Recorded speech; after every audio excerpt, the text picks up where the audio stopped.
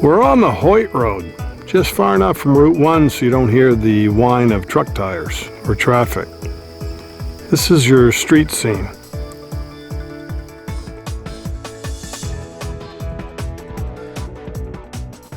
Lots of apple trees. This is a rectangle. Your house is quite a ways off the road. You wouldn't know it's in here.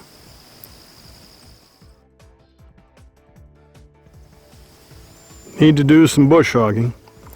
That's what Mother Nature does. If you don't, it starts to reforest. Fields grow up. It's enough land so you have like a little farmette. See the house coming into view? It is surveyed. Just no one's been home for a while. Kind of Rip Van Winkled. Even the little camp's growing up. Metal roof, texture 111. Sometimes things have been let go too long. It's better to start over. It's all on one floor. It's a ranch-style house that had masonite siding, metal roof. See the liner in the chimney?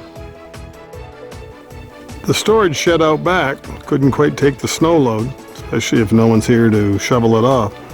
This is about 40 feet long, but you can see things have been nibbling at the sills. So we go the route of well, septic, land that's surveyed. Are the buildings something you're going to keep or tear down?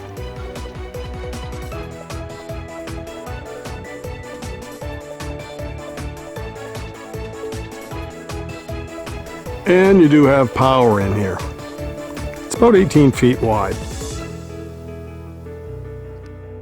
I'm Maine Realtor Andy Mooers. You're looking for something that's got a few acres on a side road with a well and septic, power, driveway into it. Don't care about buildings? This would be worth looking into. Make comments down below. Don't forget to like the video.